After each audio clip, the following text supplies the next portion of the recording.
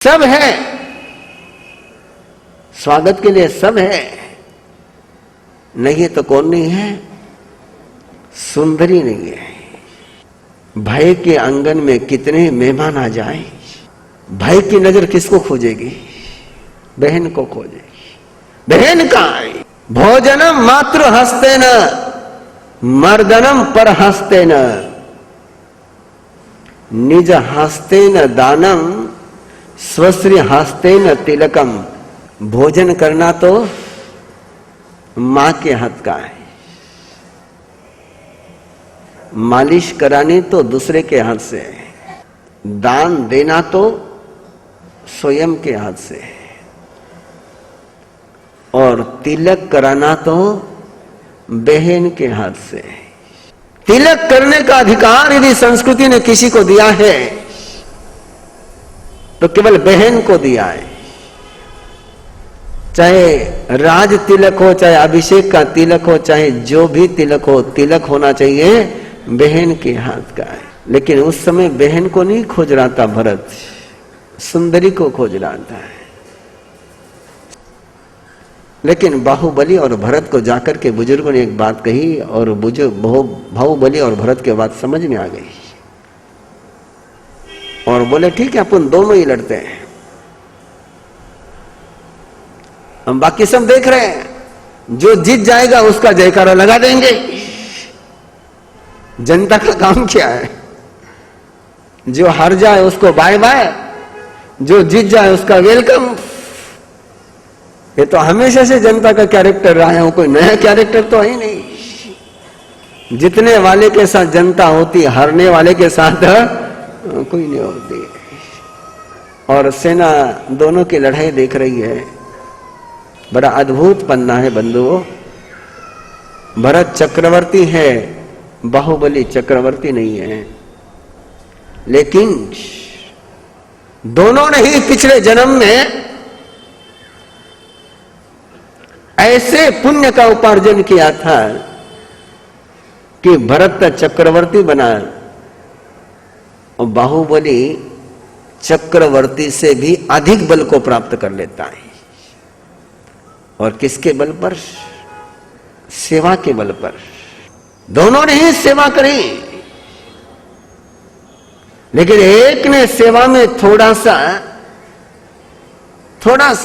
ज्यादा नहीं, थोड़ा सा स्वार्थ जोड़ दिया, वो चक्रवर्ती बन गया। और बाहुबली जिसकी भी सेवा करते थे उसको प्रभु ही समझते थे, उसको कमजोर नहीं समझते थे, प्रभु समझते थे। और इसी कारण से बाहुबली चक्रवर्ती न होकर के भी ताकत, सामर्थ्य चक्रवर्ती से ज्यादा था। जब दोनों की द्वंद्व युद्ध शुरू हो गया तो बाहुबली से भरत हारते ही चले गए। और तब जाकर के हारने वाला आदमी मर्यादा भूल जाता है। हारने वाला आदमी हताशा में मर्यादा भूल जाता। मर्यादा भूल करके भरत ने चक्र चला दिया। चक्र चलाने बाहुबली ने भरत पर प्रहार करने के लिए हाथ ऊपर उठाया, और हाथ ऊपर उठाते ही लोगों ने सोचा, देवताओं ने सोचा कि ये प्रहार भरत पर हो गया तो अनर्थ हो जाएगा, इस प्रहार को भरत झेल नहीं सकता है। और कहिए परंपरा शुरू हो गई कि छोटा भाई बड़े भाई पर हाथ उठाए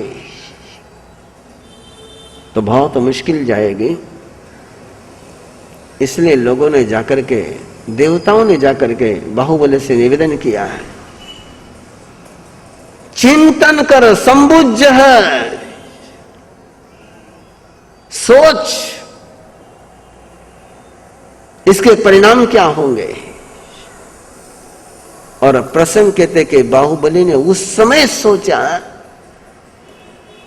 लेकिन वीर था, पराक्रमी था। बोले ऊपर उठा हुआ हाथ खाली तो नहीं जाएगा, एक बार हाथ उठा है तो खाली तो नहीं जाएगा। और फिर बाहुबली एक पल में निर्णय करते हैं, भरत को प्रणाम तो करूंगा नहीं, और लोच कर लेते हैं, वही दीक्षा ले लेते हैं। अब भरत प्रणाम करता है। सत्ता का झगड़ा है तो प्रणाम मिलता नहीं, और साधना के पद पर कदम बढ़ा दो तो दुश्मन भी प्रणाम करे बिना रहता नहीं। संयम को स्वीकार जिस पल किया जाता है उस पल दुश्मन भी पुजारी बन जाता है। और बाहुबली इधर चल पड़ते हैं साधना के लिए, और भरत चक्रवर्ती अयोध्या में प्रवेश करते हैं। और भरत चक्रवर्ती की नजर सुंदरी को खोजती है। सुंदरी कहां है? सब है, स्वागत के लिए सब है, नहीं है तो कौन नहीं है? सुंदरी नहीं है। भय के आंगन में कितने मेहमान आ जाए, भय की नजर किसको खोजेगी? बहन को खोजेगी। बहन कहां है? भोजनम मात्र हस्ते न मर्दनम पर हस्ते न निज हस्ते न दानम स्वश्री हस्ते न तिलकम। भोजन करना तो मां के हाथ का है, मालिश करानी तो दूसरे के हाथ से है, दान देना तो स्वयं के हाथ से है, और तिलक कराना तो बहन के हाथ से है। तिलक करने का अधिकार यदि संस्कृति ने किसी को दिया है तो केवल बहन को दिया है। चाहे राज तिलक हो, चाहे अभिषेक का तिलक हो, चाहे जो भी तिलक हो, तिलक होना चाहिए बहन के हाथ का है। लेकिन उस समय बहन को नहीं खोज रहा था भरत, सुंदरी को खोज रहा था। सब द्वार पर खड़े हैं और भरत की नजर सुंदरी को खोजती है। सुंदरी है नहीं वहां पर। जैसे राजमहल में पूछते हैं वहां पर भी सुंदरी नहीं मिलती है। और तब वो धाय माता को पूछता है सुंदरी कहां है, सुंदरी कहां है? और तब धाय माता कहती कि सुंदरी अपनी साधना भवन में है, तप भवन में है। बोले साधना मैंने मना करी थी? बोले दीक्षा की मना करी थी। मना किसकी करी थी? दीक्षा की मना करी थी। साधना की मना, तपस्या की मना। और जब धाय माता भरत को कहती है कि जिस दिन तुमने यहां से प्रस्थान किया है तब से सुंदरी अयंबील कर रही है, क्या बीती होगी उस भरत पर? अयंबील, इतना लंबा अयंबील। और भरत सब छोड़ करके सुंदरी के पास पहुंचता है, पुकारता है सुंदरी को। और इतने लंबी साधना के बाद शरीर क्या होना है? 60,000 साल के अयंबील की तप साधना के बाद शरीर। भरत जिस सुंदरी को खोजता है वो सुंदरी नजर नहीं आती, और जो सुंदरी सामने दिखती है उसको स्वीकार करने की तैयारी ही नहीं होती है। बहना तैयार हो जाना। और तब भरत सुंदरी के पास पहुंचता है और सुंदरी के मुंह से एक संबोधन निकलता है, बंधु। भरत नहीं, राजा नहीं, प्रिय नहीं, प्रियतम नहीं।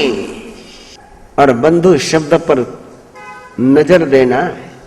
बंध ऊ, बंधु शब्द कैसा है? बंध के नीचे उकार लगा तो बंधु बन गया, और बंध के नीचे उकार नहीं रहा तो बंधु हो गया। बंधु के नीचे उकार नहीं रहा तो बंध हो गया, और बंध के नीचे उकार लग गया तो बंधु हो गया। और सुंदरी एक धागा लेती है और भरत को बांधती है। अपनी पूरी तपस्या का बल, अपने पूरे तप साधना का बल उस धागे में उंडेलती है, और वो धागा जब भरत के कलाइयों पर बनता है,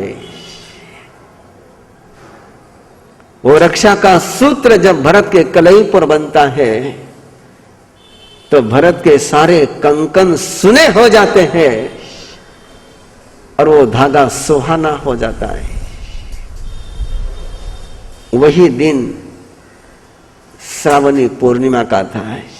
वही दिन था कि जिस दिन सुंदरी ने भरत को धागा बांधा, रक्षा का धागा बांधा और बंध को बंधु बनाया।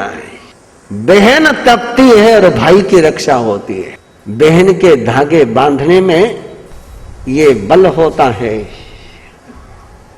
ये ताकत होती है, ये सामर्थ्य होता है कि बहन तिलक करे, बहन धागा बांधे और फिर भाई के जिंदगी में कोई कलंक आ जाए, फिर भाई के जिंदगी में कोई विघ्न आ जाए, संभव नहीं होता है। ये रक्षा का सूत्र है, ये राखी का पन्ना बहुत प्यारा है, बहुत प्यारा है, बहुत प्यारा है। बहन तिलक करती है और भाई के सारे वासना के कलंक अलंकार में बदल जाते हैं। बहन तिलक करती है और भाई की सारी ऊर्जा, सारी शक्ति ऊर्ध्वगामी हो जाती है। बहन धागा बांधती है और भाई की रक्षा हो जाती है। वो कामना से नहीं, भावना से। इसलिए सबसे सुहाना रिश्ता, सबसे सुंदरतम रिश्ता, जिस रिश्ते को सिर पर माथे पर बैठाया जा सकता है, वो रिश्ता कोई है तो वो है भाई बहन का है। और तब से ये चली आई रक्षा बंधन। बाकी सब बातों पर पुरुष जय पा सकता है, लेकिन वासना पर विजय पाने के लिए सामने कोई बहन ही लगती है। जो भगिनी बन जाती है वो कामिनी हो नहीं सकती है। मनुष्य के अंदर के, पुरुष के अंदर की काम को भावना में बदलने का सामर्थ्य किसी में है तो केवल बहन में है। इसलिए तब से तो ये पन्ना इतना प्यारा इतिहास है बंधु। इसका अहंकार के होदे से, अहंकार के हाथी से बाहुबली को उतारना है तो वहां कोई गंधर्व काम में नहीं आता है, वहां कोई आचार्य काम में नहीं आते, वहां कोई प्रवचनकार काम में नहीं आते हैं। अहंकार के होदे से बाहुबली को उतारते हैं तो कौन उतारती है? वही बहन जाती है, ब्राह्मी और सुंदरी। वासना के दलदल से बाहर कोई निकालती है तो बहन, अहंकार के खाई से भी कोई निकालती है, उबारती है तो बहन। और आएगा तीसरा पन्ना, तीसरा पन्ना भी आएगा निर्वाण कल्याणक के बाद आएगा भैया दूज का। दो त्योहार है ना भाई बहन के। भाई बहन के त्योहार कितने हैं? दो त्योहार है। एक त्योहार पर भाई बहन के घर जाता है और एक त्योहार पर बहन भाई के घर जाती है। आपके इधर की क्या परंपरा है मुझे पता नहीं, लेकिन राखी बांधने के लिए भाई बहन के पास जाता है और भैया दूज के दिन बहन भाई के घर आती है।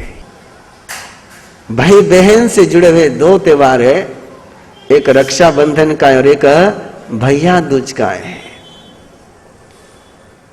और भैया दूज का त्योहार भी नंदीवर्धन के साथ जुड़ा हुआ। शोक सागर में डूबे हुए नंदीवर्धन को कोई बाहर लाता है तो सुदर्शना ही लाती है। वो पन्ना आज नहीं, भैया दूज के दिन, लेकिन ये इतिहास है भाई बहन के रिश्ते का, ये चरित्र है भाई बहन के रिश्ते का। ऐसी बांधना, ऐसा तिलक करना कि 1 साल तक तुम्हारे भाई को किसी की नजर नहीं लगे, उसके जिंदगी में कोई अनिष्ट की घटना दुर्घटना घटित न हो। ये सामर्थ्य तुम्हारे राखी के धागे में। ऐसा तिलक करना, ऐसा तिलक करना, ऐसा तिलक करना कि तुम्हारा भाई सदा शिखर पर बना रहे। ये 2 वरदान तुम अपने भाई को आज दे सकती हो। जब तिलक करना तब निरंतर मन में एक ही मंत्र का जप करना है, एक ही मंत्र का जप करना। तीर्थ यरा ते पसियंतो, मैं पसियंतो मत बोलना है। क्या बोलना? तीर्थ यरा तव पसियंतो, तीर्थ यरा तव पसियंतो, तीर्थ यरा तव पसियंतो, सिद्धा सिद्धिम तव दिसंतो, मम दिसंतो मत बोलना है। सिद्धा सिद्धि मम दिसंतो मत बोलना है। क्या बोलना है? सिद्धा सिद्धिम तव दिसंतो, तीर्थयरा तव पसियंतो, तीर्थंकर की शक्ति तेरे पर बरसती रहे, तीर्थंकर की कृपा तेरे पर बरसती रहे, सिद्ध भगवान तुझे सिद्धि प्रदान करे। ये तिलक करते समय का मंत्र है। तीर्थयरा तव पसियंतु, तीर्थयरा बोल लीजिए बहने, तीर्थयरा तव पसियंतु, तीर्थयरा तव पसियंतु, सिद्धा सिद्धिम तव दिसंतु, सिद्धा सिद्धिम तव दिसंतु। और तिलक करते समय और एक बात का ध्यान रखना है, छोटी सी बात का ध्यान रखना है। तिलक करते समय श्वास अंदर लेते जाना, श्वास छोड़ते हुए तिलक मत करना है। श्वास छोड़ते हुए तिलक मत करना। तिलक कैसे करना? श्वास अंदर लेते हुए तिलक करना, श्वास छोड़ते हुए तिलक मत करना है। और जब राखी बांधनी है, धागा बांधना है, नमो अरिहंतानम, क्या बोलना है? नमो अरिहंतानम, नमो अरिहंतानम, नमो अरिहंतानम, नमो अरिहंतानम। जितना मन में जाप कर सको नमो अरिहंतानम का जाप करते जाए। और जब राखी के धागे की गांठ बांधो, धागा जब बांधो ना, तब ध्यान में रखना मन में एक ही भाव कि अरिहंत परमात्मा तेरे सारे कष्टों से रक्षा करेंगे। एक ही भाव, नमो अरिहंतानम, नमो अरिहंतानम। और जब धागा बांधो तब श्वास अंदर लेकर के रोक करके धागा बांधना। धागा कब बांधना? श्वास को अंदर रोक करके धागा बांधना। श्वास छोड़ते हुए धागा मत बांधना, श्वास लेते हुए धागा मत बांधना। अंदर श्वास लेकर के रोक लेना, फिर धागा बांधना है। छोटी सी विधि श्वास के साथ जुड़ी हुई। और भाई क्या करेंगे? क्या करेंगे भाई? कुछ मत करना है, कुछ नहीं कर सकते। केवल जो बहन देती उसको ग्रहण करना है। क्या करना? एक अहोभाव से ग्रहण करना, जैसे भरत ने सुंदरी से ग्रहण की ऊर्जा, और उसी ऊर्जा का बल है बंधुओं, उसी ऊर्जा का बल है कि भरत चक्रवर्ती को दर्पण महल में केवल ज्ञान होता है। बहन की शक्ति क्या कर सकती है? बस ग्रहण करना और बहन छोटी हो बहन बड़ी हो, बहन छोटी हो बहन बड़ी हो, राखी बांधने के बाद चरण जरूर छू लेना है ना।